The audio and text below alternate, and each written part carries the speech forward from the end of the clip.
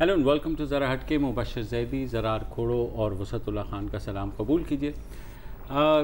बिलावल की इफ्तार वही चल रहा है हर जानिब के। जनाब कल इस्लामाबाद में बिलावल भुट्टो ज़रदारी ने एक इफ्तार दी जिसमें तमाम कमो बेश तमाम अपोजिशन जमातें शरीक हुई। उसके अलावा एक हुकूमती जो अलाइड पार्टी है BNP मेंगल, उसका भी एक रिप्रेजेंटेटिव जो डेलीगेशन है वो शरीक हुआ। जो कुछ निकला उससे वो यही था कि जी खासी महंगाई हो गई है, मईशत में प्रॉब्लम्स हैं। ईद के बाद जो है पार्लियामेंट के अंदर और बाहर भी एहतजाज होगा।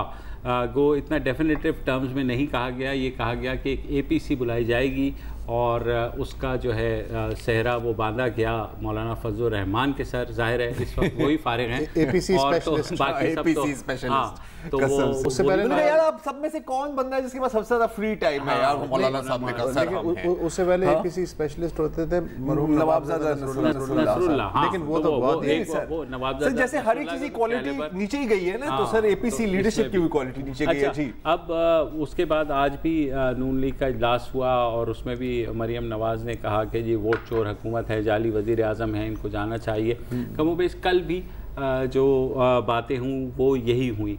जो अंदर बातें हुई वो जाहिर है ये हुआ कि जनाब जो लेकर के आए हैं इनको उनका भी प्रॉब्लम है और उनके खिलाफ भी हमें कुछ करना चाहिए। जिस 4521वीं दफ़ा हमने ये बातें सुनी जी, बिल्कुल। चार्टर ऑफ डेमोक्रेसी के जिसकी खुद ही 4555 दफा हमने ये बातें भी सुनी। एक और दफा सुन लेते हैं, कोई बात तो वो भी हो गया। उन्होंने कहा जी इवॉल्व हम कर सकते हैं और जो नई लीडरशिप है अच्छा जो सिर्फ सिग्नेटरीज पर अप्लाई करती है। आपको याद होगा कि पब्लिक अकाउंट्स कमेटी की जब बात हुई थी उन्होंने कहा सर उन्होंने तो दस्तखत ही नहीं की पब्लिक चार्टर ऑफ डेमोक्रेसी। वो तो जाहिर है वो पीपल्स पार्टी ने यहाँ पे अपोजिशन को नहीं दे रही। Public account committee Khyber Pakhtunkhwa में PTI नहीं दे रही। सब गोलमाल है यार, तो सभी गोलमाल है। लेकिन मसला ये है ना कि देखो गोलमाल तो तभी होता है पार्ट 574 आई नो जी जी। लेकिन ये है कि देखें 10 महीने में ये हो जाना तो जाहिर है हुकूमत की अपनी भी तो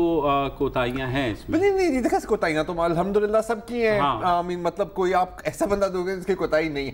इसको मैं एक तो कहते हैं ना विन विन सिचुएशन, ये है विन विन विन सिचुएशन। बताइए कैसे? अच्छा बताएं।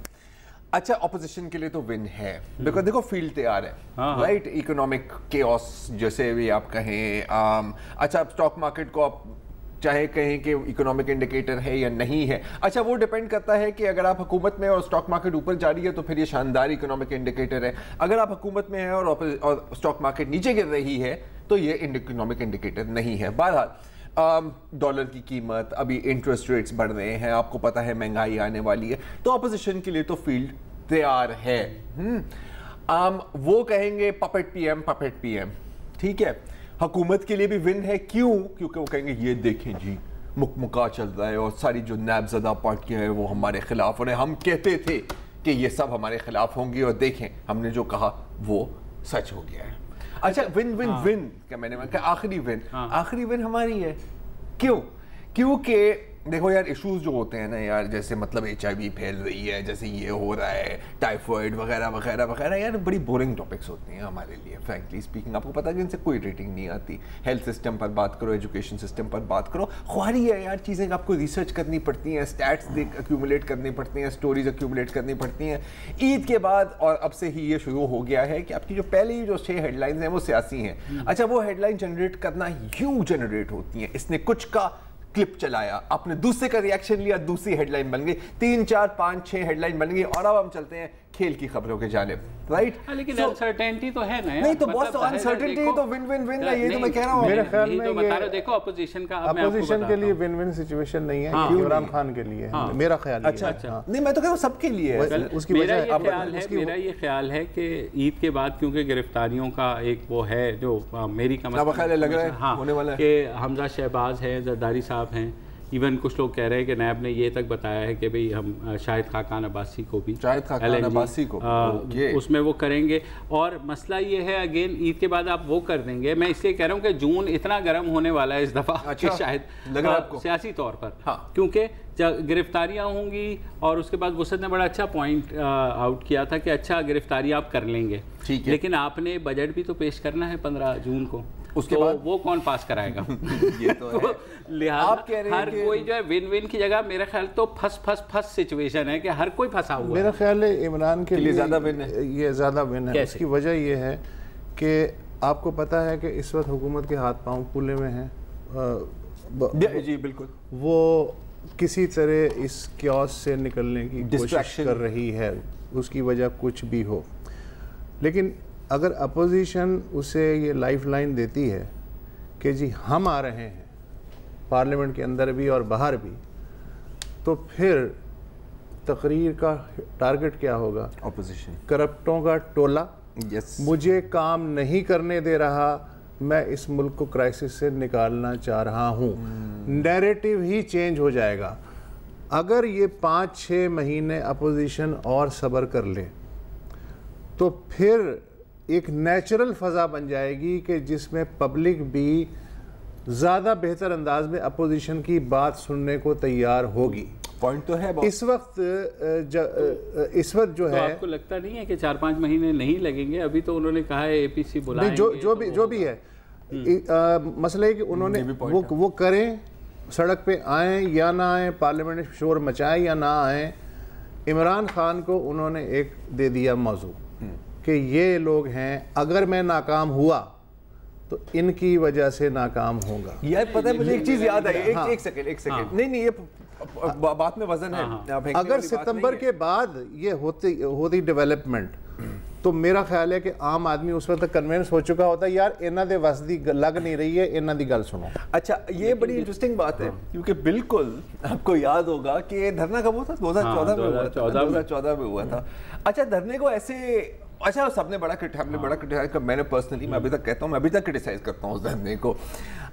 लेकिन ये एक जो नैरेटिव बनाया गया था उस वक्त, आपको शायद याद होगा कि सर सब कुछ A1 चल रहा था, इस धरने ने आके इस मुल्क को तबाह और बर्बाद कर दिया। आपको याद है ये नैरेटिव? ये नाकाम हुकूमतों की लाइफ लाइन होती है बेसिकली। अच्छा, दूसरी बात ये कि आज मैं एक्सपेक्ट कर रहा था कि शायद खाकान अब्बासी बहरहाल इकोनॉमिक्स का बैकग्राउंड तो है ना, इंटेलिजेंट बंदे हैं, तो पार्लियामानी पार्टी का जो आज इजलास भी हुआ उनका, तो उन्होंने मुतबादिल माशी हिकमत अमली पेश की। अच्छा, मैं समझ रहा था कि यार ये बड़ी अच्छी बात है कि चलो अगर हुकूमत के बस में नहीं आ रही तो अपोजिशन कोई आइडियाज़ दे। एब्सोल्युटली। अब आइडियाज़ उन्होंने कितने नए दिए, ज़रा सुनिए। उन्होंने कहा कि जी इफ़राते ज़र में इजाफे की रोशनी में कम से कम तनख्वाह 20,000 रुपये होनी चाहिए, 16,000 है मिनिमम जो भी। अच्छा, ये बात ठीक है, मुनासिब है। आगे फरमाते हैं कि बिजली, गैस, यूरिया और फास्फेट की कीमतें 31 मई 2018 की सतह पे लाई जाएं।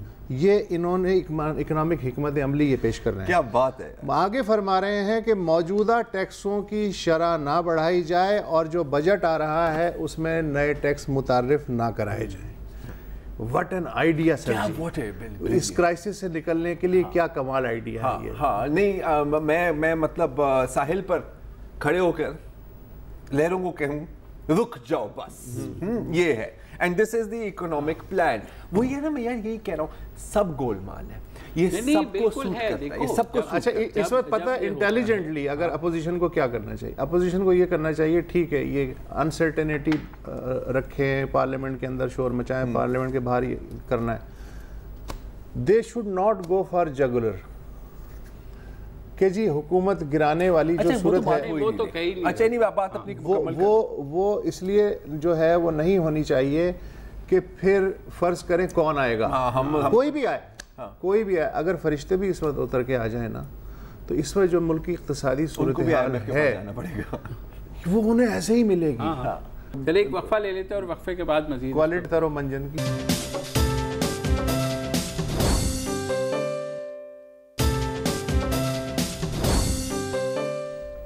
मईशत का मेल्टडाउन तो चल ही रहा है। आज स्टेट बैंक ने भी शरह सूद में तकरीबन जो है 1.5%, तकरीबन क्या 1.5% कर दिया है, 12.25% पे ले आए हैं। और ये भी कहा जा रहा है कारोबार करना बहुत मुश्किल होगा इस शरह सूद के हवाले से, मगर ज़रूरी भी है क्योंकि जो हमने कमिटमेंट्स दी हैं IMF की, और ये वाजे रहे कि IMF से आपका अभी तक एग्रीमेंट नहीं हुआ है, वो जुलाई में होगा। उससे पहले आपको ये चीज़ें करके अच्छे बच्चे बन के दिखाना है, ताकि IMF आपको वो 6 अरब डॉलर का जो आपसे एग्री हुआ है वो आपको दे दे, उसके बाद वर्ल्ड बैंक और ADB भी दें। तो बहुत ज़रूरी है कि आपको ये इक़दाम करने हैं। अब बहुत मुश्किल होगा, ज़ाहिर है ये भी प्रेडिक्ट कर रहे हैं कि 1 लाख जॉब्स जो हैं वो भी जाएंगी, जबकि इस हुकूमत ने कहा था कि 1 मिलियन जॉब्स देंगे, तो अब 1.1 मिलियन जॉब्स देनी पड़ेंगी इन्हें अगले 4 साल। मैं आपको एक और बुरी खबर सुना देता हूँ फिर इसके ऊपर। एक तो स्टेट बैंक ने तकरीबन ये भी कहा है कि अब इन्फ्लेशन मजीद बढ़नी है। तो देखो 2-3 चीज़ें साथ हो रही हैं, एक तो इन्फ्लेशन बढ़नी है, दूसरी जॉब्स नीचे जानी है। मतलब कि आपकी इनकम नीचे जाएगी, आपके अखराजात मजीद बढ़ेंगे। अच्छा, जो ग्रोथ जो कह रहे हैं कि फाइनेंशियल ईयर 20 में जो होगी वो सर्विसेज सेक्टर में होगी। मतलब कि जो गरीब मजदूर हैं उनकी जॉब ग्रोथ नहीं होगी, सर्विसेज सेक्टर में होगी। अगेन फील्ड बनी हुई है ऑपोजिशन के लिए। जब चीखें निकलेंगी तो जाहिर है कि उनको यूज करने के लिए या चैनलाइज करने के लिए आपकी मुहिम चलाना भी बहुत आसान हो जाएगी। अच्छा, ऑपोजिशन के लिए भी चैलेंज ये होगा कि यार पॉट को बॉयल करो लेकिन बॉयल ओवर ना होने दो, राइट? बिकॉज फिर आपको पता है कि कुछ ऐसी चीजें भी हो सकती हैं जो कोई नहीं चाहते। दो तारीखें तंग कर रही हैं। वो कौन सी? एक तो ये है कि 12 से 14 तक फैटफ का इजलास होने वाला है, जिसमें जून में, जिसमें वो ग्रे लिस्ट के बारे में होगा कि ठीक क्या, लेकिन वो जाहिर है कि अक्टूबर में पता चलेगा। दूसरा 15 को बजट आने वाला है। बिल्कुल। अच्छा, अब मैं आज एक स्टोरी पढ़ ऑन में कि टाइम बहुत कम है। फैटफ भी पाकिस्तानी मईशत के लिए इतना ही इम्पोर्टेंट है कि ग्रे लिस्ट से निकलें तो फिर सरमायाकारी आसान शर्तों पे आनी शुरू हो, ब्लैक लिस्ट में ना अच्छा, जाएं। एक आइडिया ये भी जो कि हो सकता है अपोजिशन की समझ में आए और हुकूमत की समझ में आए, वो ये है कि एक ऐसे मौके पे जबकि इकोनॉमी ना हुकूमत के बस में है ना अपोजिशन के बस में है, हम एक दलदल में फंसे हुए हैं। ये जो फैटफ का मसला है, इसमें अपोजिशन को ऑल आउट सपोर्ट करना चाहिए हुकूमत को। एग्रेसिवली 22 से 23 वोट चाहिए। तो जो अपोजिशन के एक्सपर्ट्स हैं वो भी पाकिस्तानी डेलीगेशन का हिस्सा हों, अपनी लॉबिंग करें, ताकि वो जब पाकिस्तान से बाहर जाएं तो उन्हें पता हो कि कम से कम इस मामले पे जो है हम हैं, उस पे ये जो है इस आग पे अपने हाथ तापने की कोशिश नहीं, क्योंकि ये आग आपको भी जलाएगी, करनी होगी ना। नहीं, बिल्कुल। तो मैं इसीलिए आइडिया फ्लोट कर रहा हूँ। अच्छा, इसके साथ मैं एक और आइडिया फ्लोट कर देता हूँ, ठीक है? हिज़्ब इख्तिलाफ चार्टर और डेमोक्रेसी की बात कर रही है आप, यानी हुकूमत, और बिल्कुल आपकी बात 100% सही है कि यार हुकूमत को ही पहल करनी चाहिए। अच्छा, लेकिन अगर ऑपोजिशन ने पहल की तो हुकूमत काफी ऑफ गार्ड भी कैच हो जाएगी। तो politically not a bad idea. Charter of economy भी तो बनाओ ना यार एक। आई मीन देखो, ये जो सॉरी यार, ये जो इंतहाई बेवकूफ, इंतहाई छिछोरी, हाँ, अवाम को पसंद करने वाली, सर टैक्स से कम करो, ये करो, उनको पता है यार, सबको पता है यार। मिफ्ता को नहीं पता, शायद खाकान अब्बासी को नहीं पता कि ये नहीं हो सकता।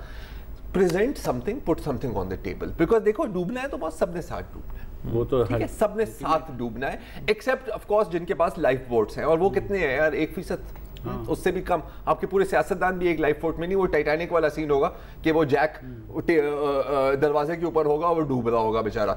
देखो, लेकिन मैं अभी भी कहता हूँ कि देखो 2016 से लेके आज 2019 है, इस टाइटैनिक को डुबोने में हम लोगों का भी हाथ नहीं, तो कौन है। नहीं कह रहा यार? वो तो यही तो मैं कह रहा हूँ ना, सबका हाथ है डुबोने में। यार इस पे वो कोई ओन करने की जरूरत नहीं है। जैसे ये प्रिटेंड कर रहे हैं कि पिछले 9 महीनों में इकोनॉमी आपकी तबाह हुई है। नहीं मेरी जान, तुमने अकबर जैदी का आर्टिकल मैंने बिल्कुल पढ़ा है उसका आर्टिकल। उसने एग्जैक्टली यही बात की है। डॉन में ये आर्टिकल छपा है कि मसला ये कि अशराफिया खुद को टैक्सेशन से बचाने के लिए बक जो है वो आम आदमी की तरफ इनडायरेक्ट टैक्सेशन की तरफ लेती गई, और जब हालात बिगड़ने लगते तो IMF से और लोन ले आते या मुख्तलिफ मालियाती इदारों से, और फिर पुराने कर्ज़ों की किस्तें दे देते, और फिर कुछ महीने कुछ सालों के लिए हो जाते। अब ऐसा चलने वाला नहीं है।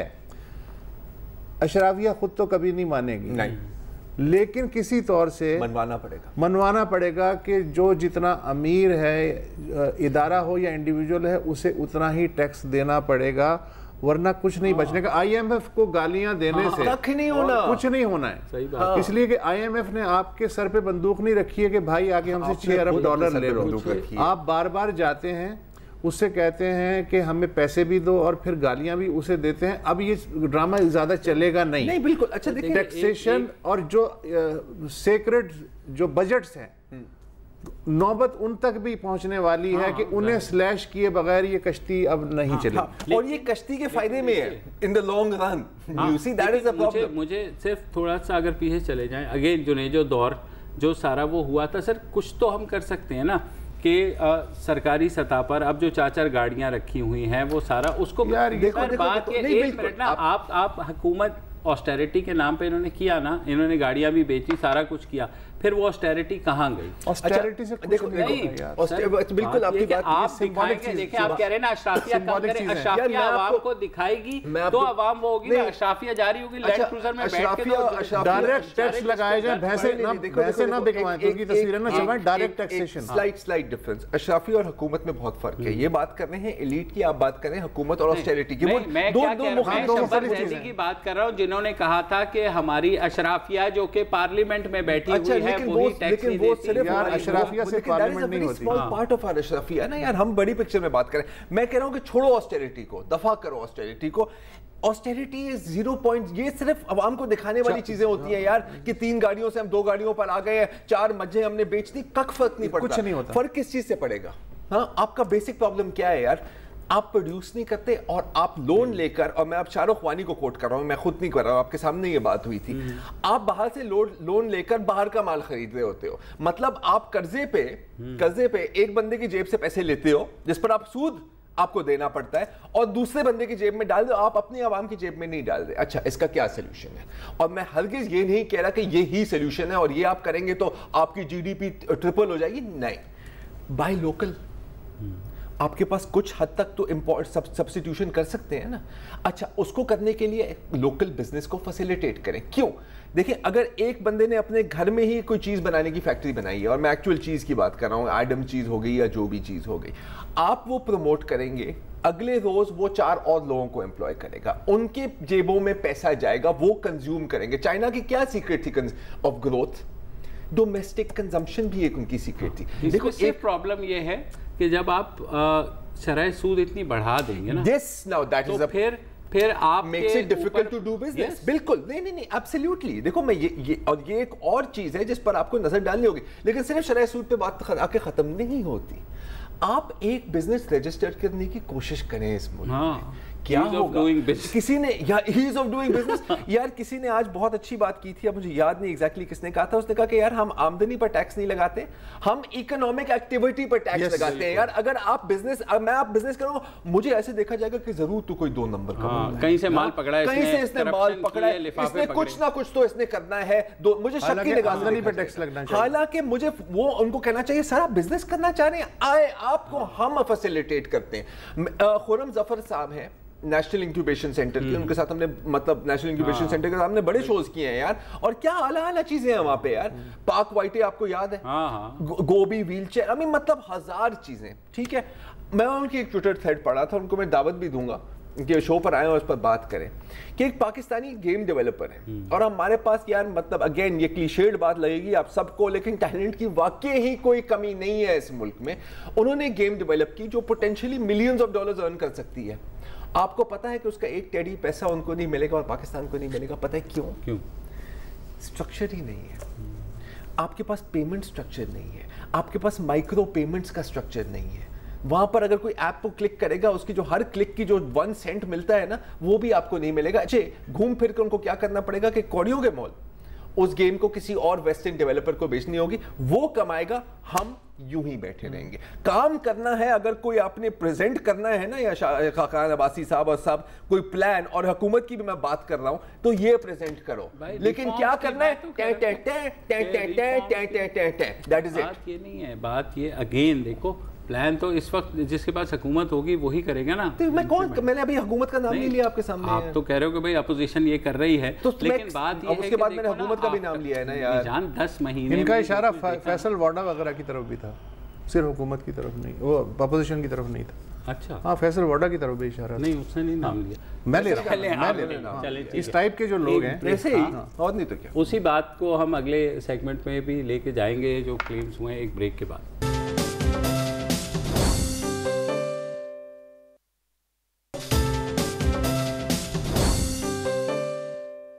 सब ने आज 2 नफल ज़रूर मांगने हैं, क्योंकि हमारा वो समुंदर में कराची से आगे समुंदर में हम गैस का कुआं अंदर खोदा जा रहा है, और लगता ये है कि 1 हफ्ते के अंदर हमें पता चल जाएगा, और हो सकता है कि वहाँ से इतना बड़ा गैस का ज़ख़ीरा मिले कि पाकिस्तान को कभी अगले 50 साल में गैस की कहीं बाहर से मंगवाने की ज़रूरत नहीं पड़ेगी।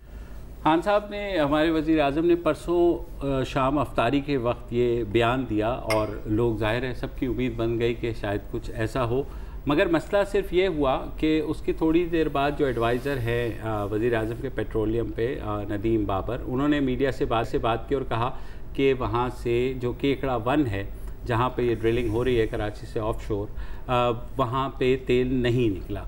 अच्छा, उस पर गदर मच गया। मसला इसमें कुछ भी नहीं था, क्योंकि ये 17वीं अटैम्प्ट थी, इससे पहले भी 16 अटैम्प्ट जो हैं वो नाकाम हो चुकी हैं। एक दिन पहले जो है जब वज़ीर आज़म ने ख़िताब किया, उससे एक दिन पहले एक्सन मोबिल ने वो क्लोज़ कर दिया था और उसकी रिपोर्ट्स जो है वो पेट्रोलियम मिनिस्ट्री को और वज़ीर आज़म हाउस को भिजवा दी गई थी अगले दिन। तो खान साहब को क्या नहीं पता चला, क्या हुआ? कोई इस बात पे क्रिटिसाइज़ नहीं कर रहा था कि जनाब आपने जो है ये कह दिया या कोई खुशी मनाएं इसके ऊपर। जाहिर है it's a setback. It's a setback. हाँ जी। मगर मसला ये है कि जब से हुकूमत आई, इन्होंने, खान साहब ने पहले बयान दिया कि हमारा जैकपॉट निकलने वाला है। मैं अभी वही आपको बताने वाला था कि पहले जैकपॉट निकलने वाला है। फिर उन्होंने कहा कि बस फिर फैसल वाडा साहब आ गए हामिद मीर साहब के प्रोग्राम में, उन्होंने कहा कि इतनी नौकरियां होंगी जितने बंदे नहीं होंगे और विद इन वीक से काम, और अगर 5 हफ्ते में खुशखबरी ना मिले तो मेरी तिक्का बोटी कर दीजिएगा। हाँ, तिक्का बोटी कर देना। मसला इससे पहले वजीर पेट्रोलियम गुलाम सरवर आवान भी कह चुके थे कि बहुत बड़ी खुशखबरी मिलने वाली है। अच्छा, आपने कहा ना कि ये नाकामी है, सेटबैक है।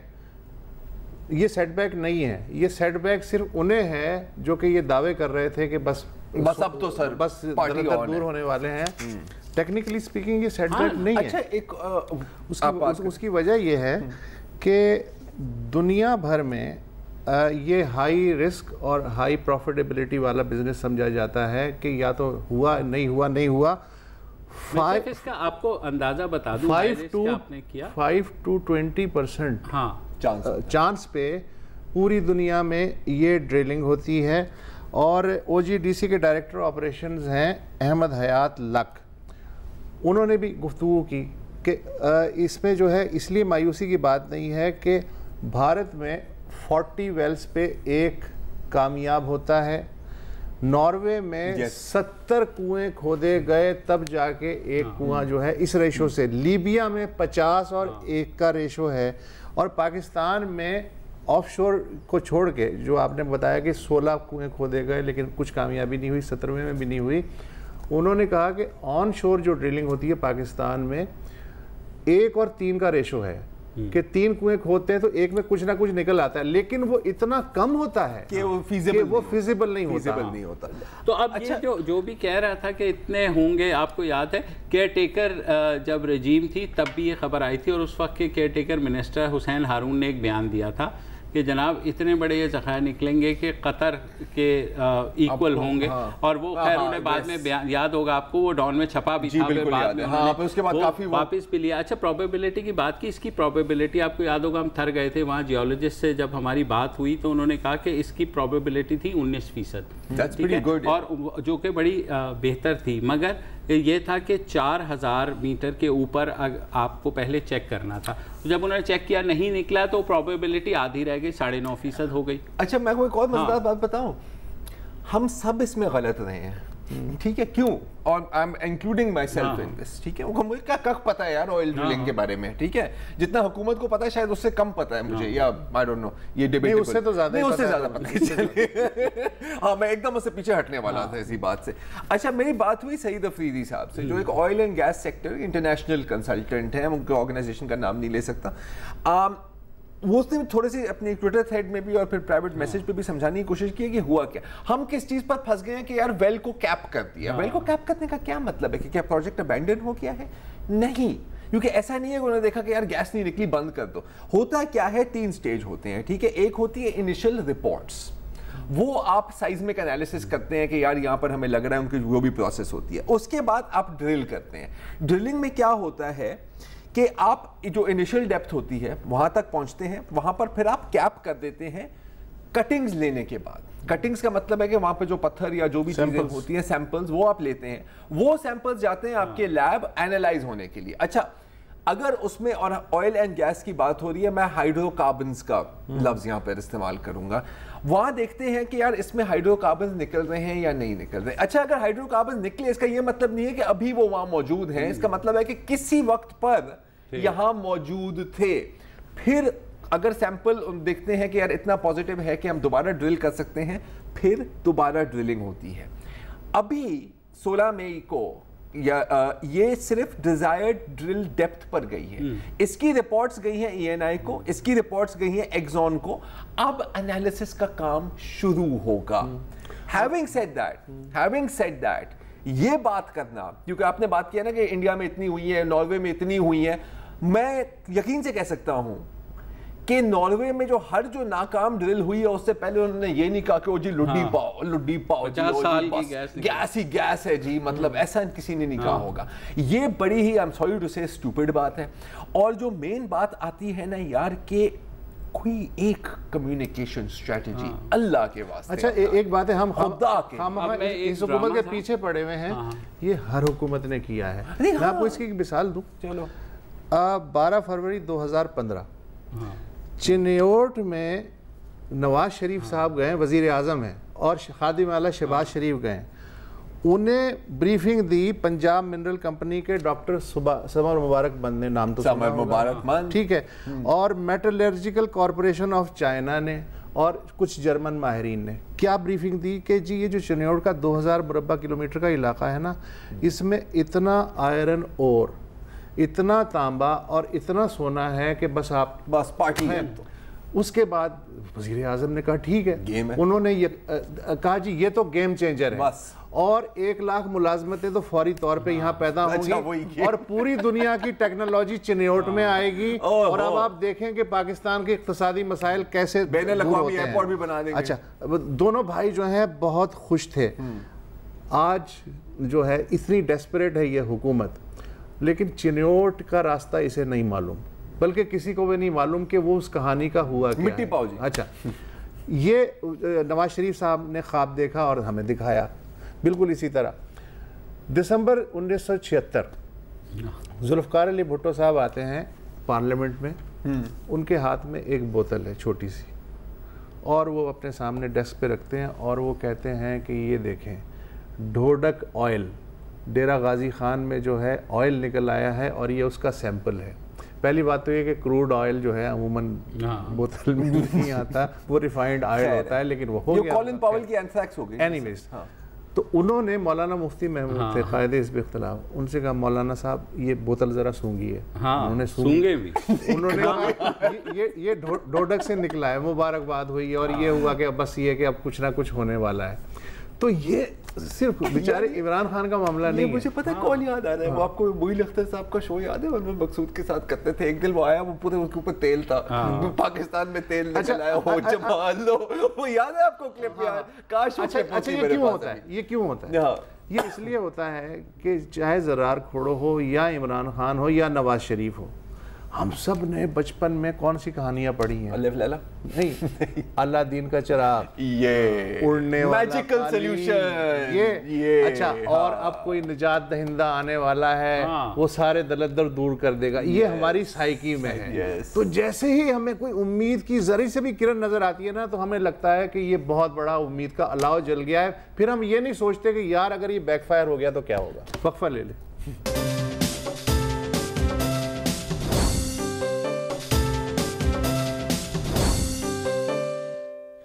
Welcome back. और अब एक पड़ोसी मुल्क चलते हैं जहां निजी मुल्क 7 मरहलों में लोकसभा का इलेक्शन हुआ। 543 सीटों के लिए जिस भी पार्टी या इत्तेहाद को हुकूमत बनानी है उसे 272 नशिस्तें चाहिए। ऑफिशियली नताइज का ऐलान 23 तारीख को यानी जुमेरात को होगा। लेकिन सवाल ये है कि जो चैनल हैं, ये जो दरमियान के 3 दिन हैं, ये क्या करें, ये कौन से फाल से बेचें। तो इस वक्त एग्ज़िट पोल्स जो हैं उनका राज है पूरे इंडियन मीडिया पे। लेकिन मज़े की बात यह है कि 11 या 12 जितने भी एग्ज़िट पोल्स आए हैं उनमें से सब के सब नशिस्तों के फ़र्क के हिसाब से एक ही बात कह रहे हैं कि अगली सरकार भी मोदी की होने वाली है।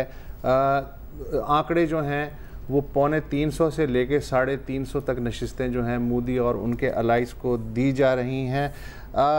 इसका असर जनता पे या अपोजिशन पे पड़े ना पड़े, लेकिन इंडियन स्टॉक एक्सचेंज पे ज़रूर पड़ा है, जहां आज 3% ज़्यादा इस खुशी में कारोबार हुआ है और डॉलर के मुकाबले में रुपया और मजबूत हुआ है। यार हसरत यार, कसम से यार। अच्छा नहीं, देखिए हसरतों की बात की यार, मैं तो जैसे स्टॉक मार्केट उनका आसमान को छू रहा है, आज मीडिया भी उनका आसमान को छू रहा है यार। मैं आपको एक क्लिप दिखाना चाह रहा हूँ यार, मतलब, और अगर आप जेलस नहीं हुए ना यार इनकी प्रोडक्शन पर, तो मेरा नाम बदलना दिखाना जी कि मतलब इंडियन मीडिया कैसे कवर कर रहा है। ये चेक करो यार, ये चेक करो, मतलब बकायदा भाई हेलीकॉप्टर में है यार। हाँ, और नीचे इसकी ऑडियो पता नहीं आ रही है, नहीं आ रही है, माइक पे भी पंखा लगा हुआ है। और ये चेक करो, मतलब ये होती है प्रोडक्शन, ये होती है production. I am very very impressed. I am sorry, मैं बस हमारे पास पैसे आ गए, हमें इसीलिए दिखाना चाह रहा था। ये जब गैस निकलेगा ना तो हमारी भी यही प्रोडक्शन होगी। मैं सिर्फ इसलिए दिखाना चाह रहा था कि ये गेम ऑफ थ्रोन्स की फाइनल एपिसोड से 1000 गुना बेहतर ये है। आई एम सॉरी, मैं काफी जला हुआ हूं, मैं सड़ा हुआ हूं। लेकिन जिनके खिलाफ ये एग्जिट पोल्स आ रहे हैं वो कह रहे हैं एग्जिट पोल्स पे एतबार नहीं करना चाहिए। 2004 में वाजपेयी जी को भी जिताया जा रहा था, लेकिन उल्टा जो है मनमोहन सिंह जीत गए और उन्होंने 10 साल ट्रम्प के जो एग्जिट पोल्स थे ट्रम्प और हिलरी, तमाम एग्जिट पोल्स में हिलरी को जिता दिया था। सही बात, ठीक है। और एंड में सदर कौन बना? ट्रम्प। जिस बात पर आपके भाई ने 10,000 रुपए कमाए, हाँ, तो याद है आपको? तो अब आप कहना क्या चाह रहे हैं? मैं कहना कुछ नहीं चाह रहा, मैं कहना चाह रहे हैं कि शराइत और ज़वाबित लागू हैं। ये कहना चाह रहे हैं। क्यों यही कहना चाह रहे हो ना तुम? यही कह रही है। लेकिन मोदी तो बन रहे हैं। नहीं, मोदी तो बन रहा है। हाँ, मोदी तो बन रहा है, लेकिन उसको क्या उतनी मेजॉरिटी मिलेगी कि जितनी पिछले इंतखाबात में मिली थी या उससे ज्यादा? ये देखना। पता खुशकिस्मती की बात यह है कि ये बहुत छोटा सेगमेंट है, क्योंकि एनडीए तो हम कोई प्रेडिक्शन ना ही दे तो बेहतर है, क्योंकि बाद में फिर भुगतनी पड़ती है। कांग्रेस लेड अलायंस है अपोजिशन का, उनकी सीटें बहरहाल इन पोल्स के मुताबिक वो तो बढ़ेंगी। well, पिछली दफा के हिसाब से तो अगर नहीं बढ़ी तो फिर तो मतलब उन्हें बंद कर देना, आत्महत्या कर दो। हाँ, इसमें पानी भर के इसमें डूब जाओ। सही बात। हिंदी बोल रहा है। मेरा जी चाह रहा है ये विश्वासघात ना हो जाए। जैसे देशद्रोही से मुझे यही क्या था। लेकिन आंकड़े यही बता रहे हैं कि 5 साल और मोदी साहब को आपको देखना हिंदू राष्ट्र आवे ही आवे। ठीक है, वो आएगा तो फिर हमारे वजीर आजम ने कहा है कि पाकिस्तान और इंडिया के लिए अच्छा होगा। हाँ, जैसे गैस निकलने वाला था। बिल्कुल। एनीवे, मैं और कुछ नहीं कहूँगा। नहीं, मैं गलत बात कर दी, सॉरी। ये इसको एडिट कर। प्रोग्राम का इख्तिताम छिछोरपन पे नहीं होना चाहिए। पता नहीं ये गैस को और मोदी जी को और इमरान खान को क्यों मिला रहे हैं। हद होती है दुश्मनी की। फिलहाल इजाज़त दीजिए, खुदा हाफिज़। अस्सलाम वालेकुम। अगर आपको हमारे शो पसंद आया है तो प्लीज़ हमारे YouTube चैनल को सब्सक्राइब करें, और अगर मुनासिब समझे तो इस वीडियो को लाइक भी कर लें, तो कोई हर्ज नहीं है, और शेयर भी कर लें और कमेंट भी कर दें जी, वरना वो सब ऐसे ही लिखते रहेंगे। और ये जो दोनों कह रहे हैं ये कर लें जी प्लीज़, नहीं तो हमें भी घर जाना है, मैं आपके कंप्यूटर में नहीं रहना 24 घंटे। सही बात।